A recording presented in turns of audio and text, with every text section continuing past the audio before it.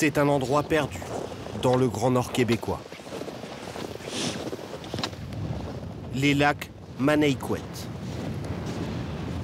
277 km² de surface gelée. C'est à quoi le bâton, là? C'est une question de sécurité pour savoir si, comme là, hein, ça se peut, tu entends le bruit du lac, là, que la glace est en train de travailler. Avec le vent, il fait moins 30 degrés sur le lac. On va aller un peu plus haut. On a plus de poissons là-haut? On verra qu'est-ce que Dieu nous donnera. Mike est venu renouer avec une pratique ancestrale, la pêche sous la glace. Ça va être ici. Il est un descendant de la nation Innu, des chasseurs nomades qui passaient l'hiver sur ce territoire à la recherche de caribous ou de poissons. On y est presque. Lui habite une ville à 500 km d'ici. Comme une quête personnelle, il revient chaque hiver reproduire les gestes de ses ancêtres. Ça y est. Et leur pêche miraculeuse.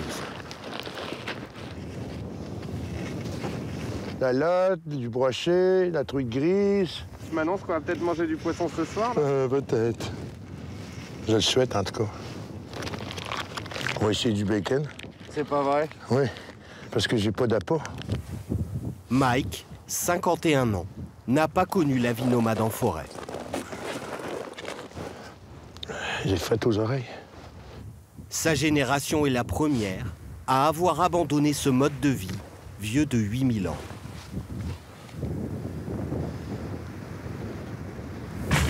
Hey. C'est quoi, c'est la glace, ça? Oui. C'est pas bon? Non, c'est pas bon. Il a comme un peu, pas craqué, mais il a bougé. Demain matin, on ira voir s'il y a un jackpot là-dedans.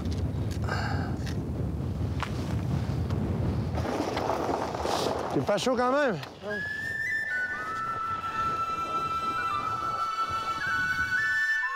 Les ancêtres de Mike appelaient ce territoire grand comme le Royaume-Uni Nitassinan, notre terre. Des espaces rudes que quelques aventuriers essaient de reconquérir, certains pour redécouvrir les traditions de leurs ancêtres, d'autres attirés par les ressources de son sol, le fer. Pour l'exploiter, une ville minière a poussé au milieu de nulle part, Shefferville, 1000 habitants. Un Far West auquel aucune route ne mène. Seule ligne de vie au milieu de ces immensités, une voie ferrée longue de 600 km, dont le point de départ est la ville de Sept-Îles.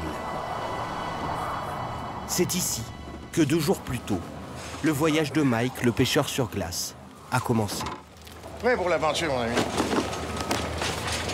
Des raquettes, des fusils, des haches, pilages, génératrices. Il faut tout ça? Oui. Une journée de voyage à bord du Chihuetin, le vent du Nord, en langue Innu. Mike est bûcheron l'été, au chômage l'hiver. Il monte à bord du train 2 fois par an, pour 3 semaines d'isolement en forêt. Et c'est parti. Cette fois, sans sa femme et ses 3 enfants. Dans le train, tout le monde se connaît. C'est les derniers au revoir? Ouais, avant qu'on parle le ciel là-bas, là. 50 km au nord de cette île, plus aucun réseau. Mike envoie un dernier message à sa femme.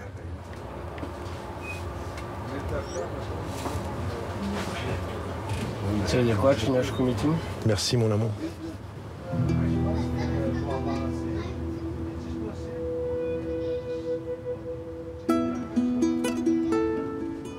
La voie ferrée suit le cours d'eau que longeaient ses aïeux pour gagner leur territoire de chasse. 2 mois de voyage à pied.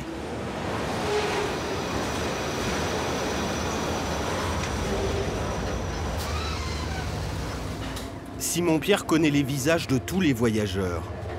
Il travaille depuis 10 ans comme chef de bord.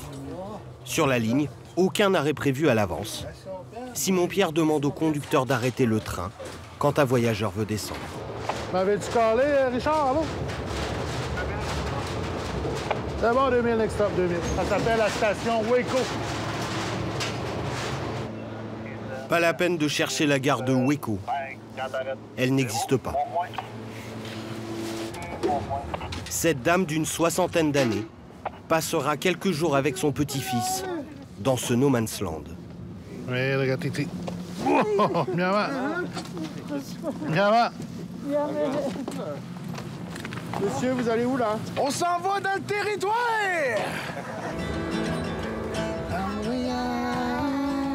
Personne ne sait vraiment quand il arrivera à destination. Tout dépend du nombre de ressourcements sur la route. Mike est dans le train depuis 10 heures. Il touche enfin au but. C'est l'heure d'y aller? Ouais, c'est l'heure d'y aller, mon ami. Arrive là. Les poussignons, les poussinettes. Moi, je dois donner la marque. Yes. Mike descend à Esker, 100 km avant le terminus, Shefferville. Il est 18 heures. Il fait -20.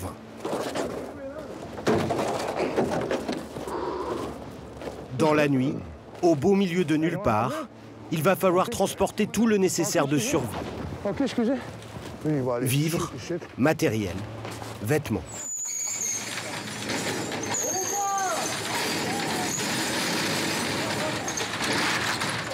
J'ai l'impression d'être un peu perdu, là. Ah, c'est sûr. C'est tout noir. On est vraiment dans le Grand Nord. Le toundra, qui appelle. Son chalet est à un bon quart d'heure de marche. Ouais, ça, c'est... Quand?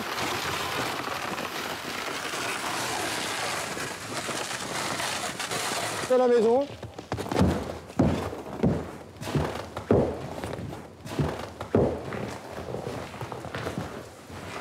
Voilà la cabane. Bienvenue, Esker, Meneiwet, Lac, Meneiwet. Une pièce de 25 mètres carrés, sans électricité ni eau courante. Les murs et les fenêtres sont gelés. Qu'est-ce qui se passe? Mieux vaut que le chalumeau fonctionne.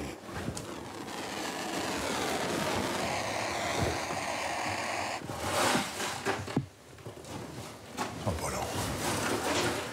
En cas d'urgence, la radio est le seul lien avec la civilisation. À l'autre bout, une bénévole est censée répondre. Ce soir, elle dort, apparemment. Mais Mike n'est jamais vraiment seul.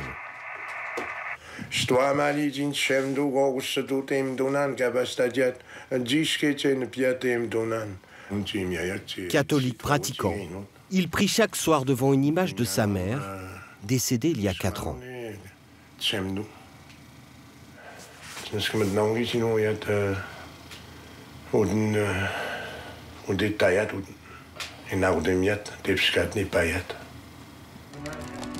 Le petit Mike a grandi loin de ses parents.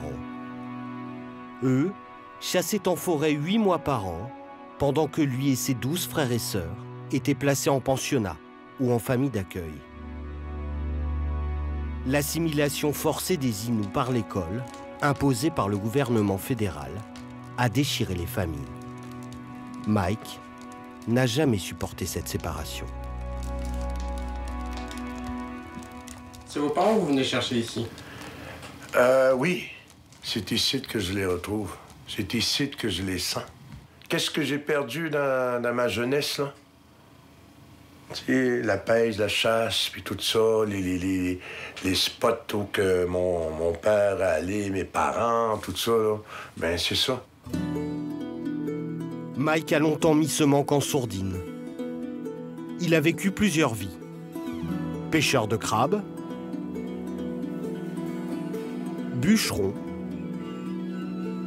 mais aussi acteur de cinéma et même homme politique. Mais en chemin, il s'est perdu, rongé par l'alcool et la drogue. Aujourd'hui, il a décroché et selon lui, ce retour aux sources sur la terre de ses ancêtres a joué comme une thérapie. Le chalet lui a été donné par la communauté Innu, à condition qu'il se réapproprie le territoire. Il y en a des dizaines le long de la voie ferrée. Une stratégie de reconquête pour une communauté déracinée. Le Chihuetin est devenu son emblème. Le seul train d'Amérique du Nord détenu par une communauté autochtone. Du FURX 5536 5536 Nord, NORD. À dégager le millage de 230 230 à 16h02, 1602 à vous. Joe et son collègue Joe conduisent la bête depuis 2005. Vous pouvez rouler à quelle vitesse? 65, 70 km/h en moyenne. C'est pas beaucoup? Non, c'est pas beaucoup, non. En 1000 à l'heure, non, c'est pas beaucoup. Non, pas TGV, ça. La locomotive a 45 ans. Il faut 12 heures en moyenne pour parcourir les 600 km jusqu'à Shefferville. C'était quoi, ça? C'était une pèlerie blanche. On mange ça, nous autres. Les Américains continuent à 606. Le vent du Nord assure 2 allers-retours par semaine jusqu'à Shefferville. Hello! Une ville terminus, si reculée qu'elle peut attirer des fugitifs à la recherche d'une planque. Le sergent Louis-François Etu dirige le bureau de police locale. Avec son équipe, 3 agents. Ça a bien été? All right. Il se rend régulièrement sur les quais de la gare pour repérer les nouveaux visages. All right. Et la famille, comment ça va? How are you? Hello? Hello, ça va? Ça nous permet de voir s'il y a des individus qui soit sont recherchés ou des individus qu'on a des doutes. Parce que le Grand Nord, parfois, ça abrite des gens qui viennent se cacher ou qui viennent, disons, chercher l'anonymat. Hello! Chou blanc. Ce soir-là, le sergent reconnaît chaque passager. Merci à toi. Ah non, mieux que ça. Tous font partie des 1000 habitants de la ville. 90% de la population sont Innu. 10% viennent du reste du Canada ou de plus loin encore, braver les 9 mois d'hiver dans l'espoir d'une vie meilleure. Une ville en quasi-autarcie, créée dans les années 50 pour l'exploitation du minerai de fer. Un temps fermé, la mine a rouvert il y a 10 ans avec l'envolée du cours des métaux. D8 at kilometer 4. L'exploitation se fait dans des conditions extrêmes. Yeah, go ahead. All right, we'll come around just behind you. Adam Doucette est le directeur adjoint de la mine. Après 3 jours de tempête, la production est au point mort. C'est sûr, la vérité, jamais on va finir avant le 15. Ça, c'est sûr. Parce qu'on va perdre 2 jours là. Mais je pense que oui, même s'il neigerait un petit peu dans la semaine, au 22, c'est fini. C'est ça. On met au maximum. Exemple. Pas de galerie souterraine. Le sol est gorgé de fer. Il suffit de le racler et de créer ces cratères. Grâce aux minerais de fer, 500 emplois ont pu être créés. La plupart des employés sont des fly-in, fly-out qui alternent 2 semaines de travail à Shefferville et 2 semaines de repos chez eux. Serge, lui, vient de Québecville, à 1000 km de la mine. Faut qu'on se fasse voir. Ah ouais? Oui. C'est les tenues de travail orange ou vert. Fluorescent. Il travaille depuis 6 ans comme opérateur de vacuum, une sorte de super agent d'entretien. Toute la journée, il conduit ce camion aspirateur et fait le tour de tous les bâtiments en préfabriqué qui abritent bureaux, cantines et dortoirs pour les travailleurs. La mine ressemble à une petite ville de 300 personnes. Ici, faute de tout à l'égout, c'est Serge le nettoyeur. Ça, c'est tank de merde. Ouais. Ça, c'est l'eau qui distribue pour faire les toilettes. Et là, l'opération, c'est que vous allez vider le... Le vide la shit. comme on dit. 400 gallons. Ça veut dire à peu près... De caca. C'est ça. OK. Quand il est plein. Il faut que je fasse ça tous les jours. C'est bon, c'est vide? Pardon? C'est vide? Oui. Serge a quitté son emploi de chauffeur de bus pour venir travailler dans le Grand Nord, sans regret. Moi, j'aime mieux ça, oui. Parce que le salaire est meilleur. Vous gagnez combien par an ici? Moi, je joue dans à peu près proche 100 000. 3 800 € net par mois. 3 fois plus que ce qu'il gagnait avant, en travaillant presque 2 fois moins. Et du coup, vous êtes loin de votre famille? Ma conjointe, ben, c'est... c'est comme ça serait elle qui m'aurait poussé à aller travailler dans le Nord pour avoir plus... pour avoir une plus belle vie. Elle avait envie d'être tranquille? Sûrement. On a des petits amis aussi. Le petit renard. Ils cherchent de la nourriture. On n'a pas le droit de les nourrir. Non? Non. Il y a des ours, mais si on les voit seulement l'été. Puis t'as des loups, mais les loups, on les entend, mais on les voit pas. Ça hurle à la lune.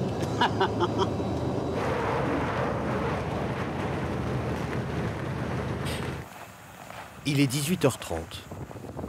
Fin de vacation pour Serge. Et retour dans ses quartiers. Il a toujours la même chambre de dortoir, la numéro 11, qu'il occupe en alternance avec un autre employé.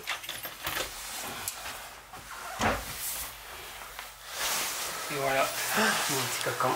On dort là, la TV est juste là. Mon petit ordinateur. À 57 ans, il vit dans 15 mètres carrés, sanitaire inclus.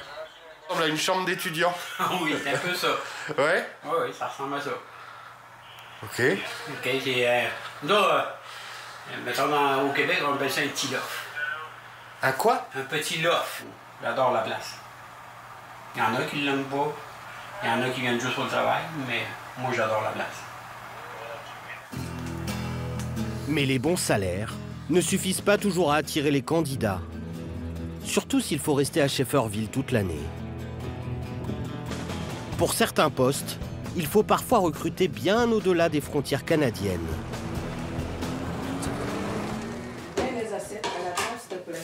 Teresa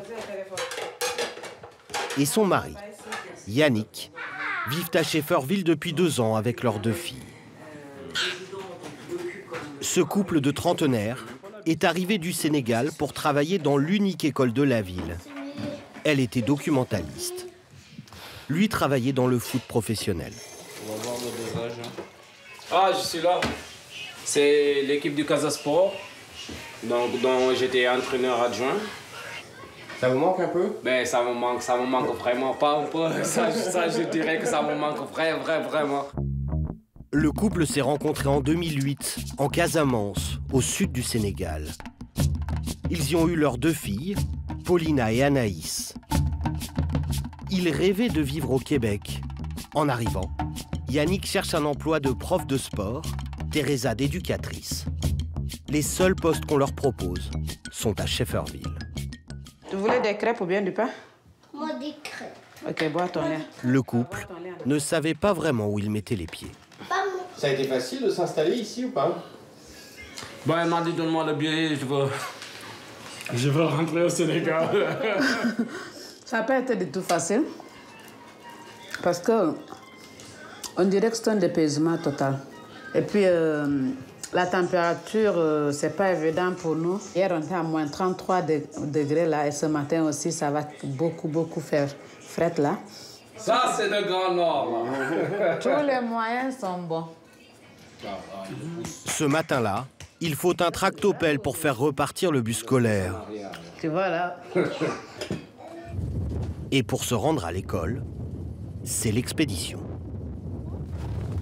Pourquoi s'il te plaît, va au fond? Yannick a fait chauffer la voiture un quart d'heure avant le départ. L'école n'est qu'à 100 mètres, mais hors de question de les parcourir à pied. Ici, il y a trop de neige, Anaïs Colina. Une centaine d'élèves sont scolarisés, de la maternelle au lycée, majoritairement des Inuits. Vous 4 contre nous 4, OK? Vous êtes les meilleurs, mais on va gagner. Ce jour-là, Yannick organise un match entre élèves et profs. Mathieu, marque ça. Prends un marque. On essaie de prendre individuel. Il gagne 4 000 € net par mois, 50% de plus que dans le reste du Québec, grâce à une prime d'éloignement que touchent les enseignants de Shefferville. Charles, t'es correct? Pourtant, peu de Québécois se portent candidats.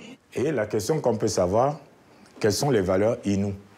60% des professeurs sont donc ici étrangers, la plupart africains. Quand on dit la tradition, comme Ulrich, un professeur de lettres gabonais. Respecter les morts, célébrer les morts.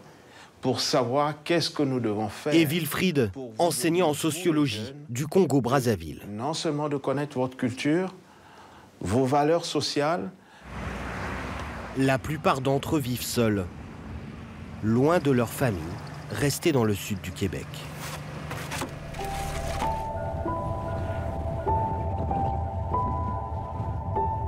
À Shefferville, pas de cinéma, ni de promenade au clair de lune. Les soirées d'hiver sont longues. 2 restaurants, 3 supérettes. L'offre de loisirs est réduite. Pour vaincre la solitude, il faut se serrer les coudes. C'est la danse qui commence? Testimony.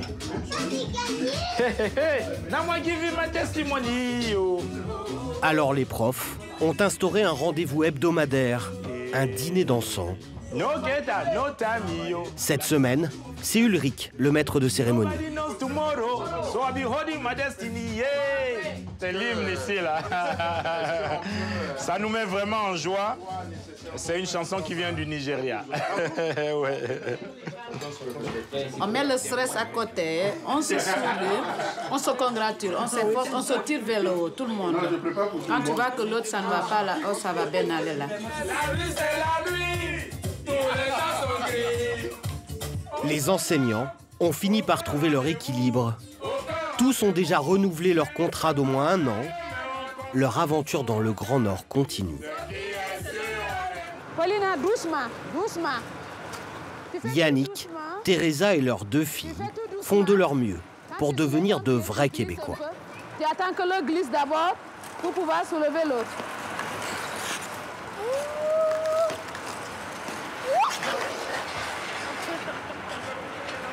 Nicolas, je ne peux pas me lever. Des amis enseignants, natifs du Québec, jouent les professeurs. C'est la 3e fois que la petite famille chausse des patins.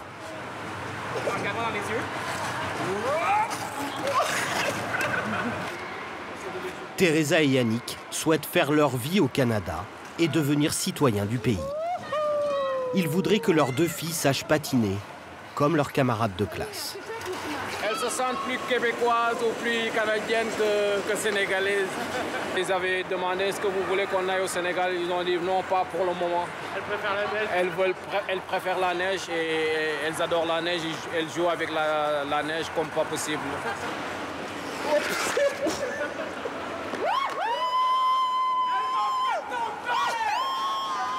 Pas à pas, la famille s'intègre à la petite communauté sheffervilloise. À 100 km de là, au milieu de la forêt boréale. Mike, le pêcheur Innu, ne peut compter que sur lui-même. Pour dégeler la maison, il a allumé le feu avant le lever du soleil. Il doit vite aller faire ses courses. Dans son réfrigérateur naturel, le lac. En commençant par une denrée indispensable à sa survie.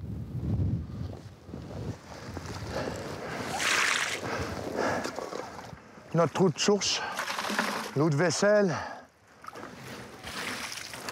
Quand tu bouillis tes légumes ou les patates, etc. Elle est un peu jaune, votre eau, là. Oui. Ben, c'est pas très rassurant, non? Si je serais contaminé, ben, J'aurais eu peut-être de la diarrhée plusieurs années, mais... Vous vous sentez en paix ici? Toujours. En paix? Ah oui. C'est pas la paix ici. Regarde, autour de toi. Il n'y a personne. T'entends juste le vent. Quand tu regardes, t'entends pas, mais je veux dire... Tu sais, la nature te parle aussi, moi. Qu'est-ce qu'elle vous dit, là, la nature? Il fait réveiller ton cerveau, ton cœur, tout ça. Là, tu penses à plein de choses, des belles choses surtout.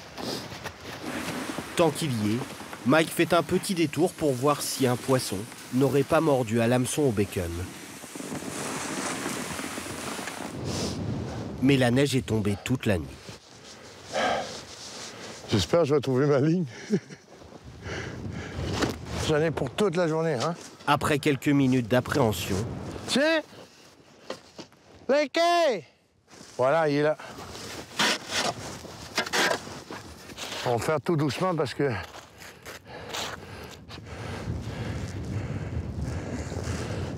Mais la truite grise doit sûrement être végétarienne. Il n'y avait rien. Il y a des journées comme ça. Ça passe ou ça casse. Tant pis pour le poisson sauvage. Au menu, ce sera œuf au bacon.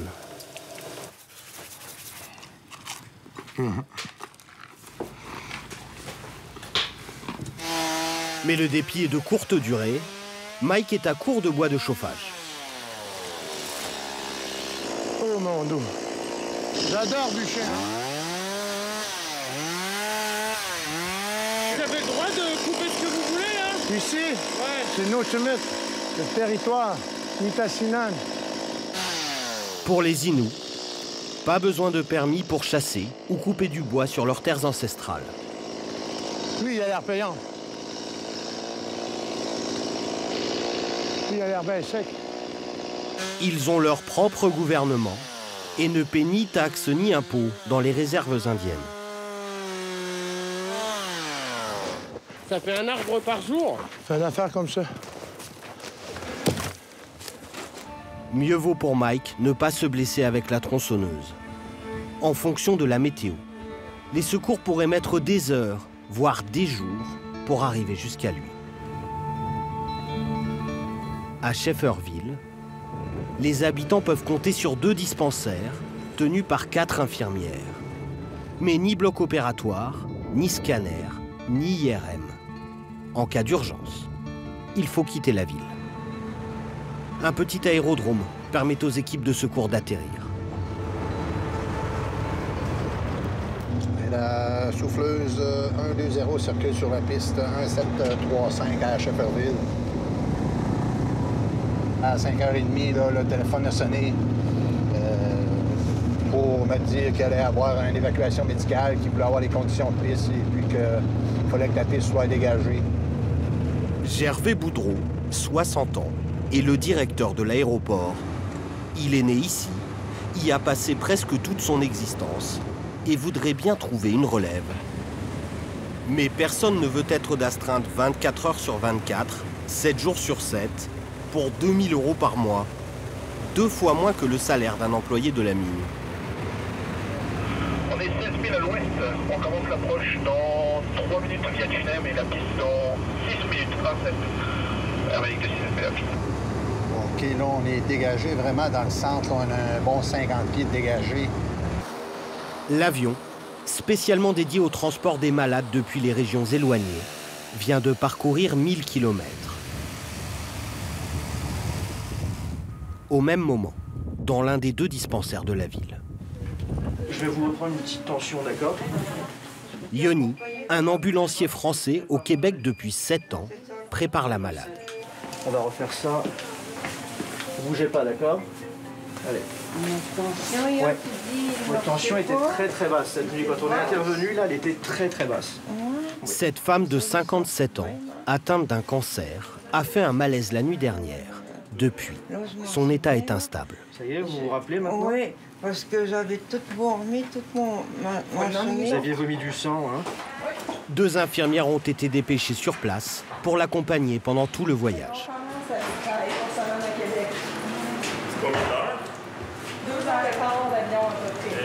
ça va dépendre des vents, ça peut être un peu plus long, là.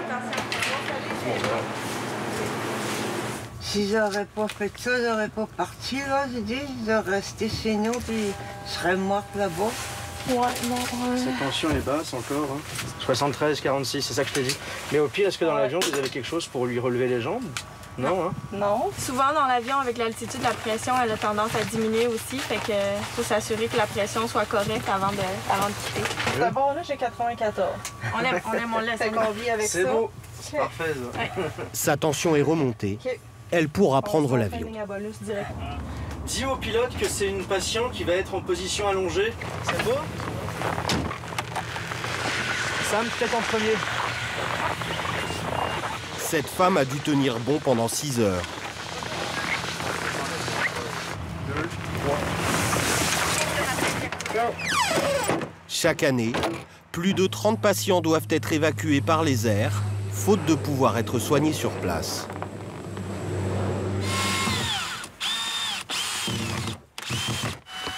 Pour Mike, le séjour touche à sa fin.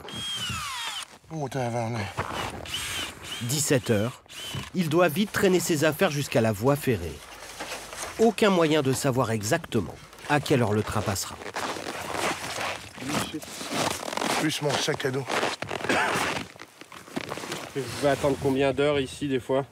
Ouais, maximum, moi, que j'ai attendu, là, c'était 1 heure, 2 heures de temps. Dans le froid, c'est pas facile. Ouais. Ah non. Et là, on est chanceux, là. Je viens d'amener mes affaires. Là, je vois une lumière. Le train arrive.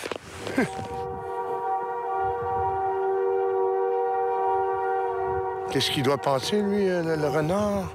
Tout ça avec un bruit de même. Aïe, aïe.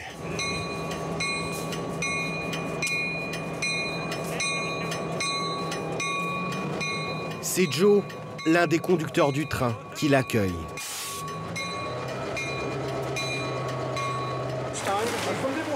Il faut bien rentrer. Mike va retrouver sa femme et ses 3 enfants. Mais promis, il reviendra dans 6 semaines pour son dernier séjour de l'hiver.